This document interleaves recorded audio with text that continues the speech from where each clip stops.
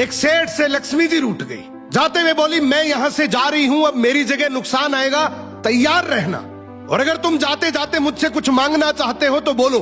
सेठ बहुत समझदार था, बड़ी विनम्रता से बोला, माता नुकसान आ रहा है तो आने दीजिए, बस मुझे आप एक वरदान दीजिए कि मेरे परिवार में हमेशा सुख शांति बनी रहे। लक्ष्मी जी मुस्कुराई, तथास्तु कहा और वहां से चली गई। अब उस सेठ की 4 बहुएं थी। कुछ दिनों बाद सबसे छोटी बहू खिचड़ी बना रही थी। उसने खिचड़ी में नमक डाला और अपने काम में व्यस्त हो गई। तभी दूसरी बहू आई और उसने खिचड़ी को बिना चखे ही और नमक डाल दिया और वो भी अपने काम में व्यस्त हो गई। ऐसे एक एक करते तीसरी और चौथी बाकी की 2 बहुएं भी आई, उन्होंने भी खिचड़ी को बिना चखे ही उसमें नमक डाल दिया। अब रात को सबसे पहले सेठ खाना खाने बैठा।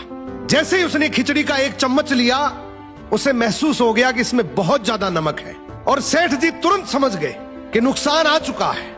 किसी से कुछ नहीं कहा, चुपचाप खिचड़ी खाई और चला गया।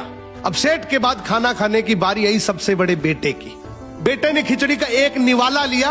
उसने परिवार वालों से पूछा, पिताजी ने खाना खा लिया?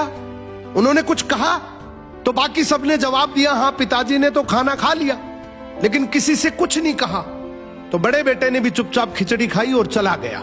ऐसे ही करके परिवार के बाकी सारे सदस्य एक एक करके आए, अपने से पहले वालों के बारे में पूछा, कुछ नहीं कहा, चुपचाप खिचड़ी खाई और चले गए। अब रात को सेठ जी सो रहे थे, सपने में नुकसान आया और हाथ जोड़कर बोला, भाई मैं यहां से जा रहा हूं, मैं यहां नहीं रह सकता। तो सेठ जी ने पूछा, क्यों, क्या हो गया? नुकसान बोला, तुम सबने मिलकर 1 किलो नमक खा लिया, पर मजाल है कोई किसी पर नहीं चिल्लाया, किसी ने गुस्सा नहीं किया, सब शांत रहे। अब जिस परिवार में इतनी सुख शांति हो, आपस में इतना प्यार हो, वहां पर मैं नहीं रह सकता।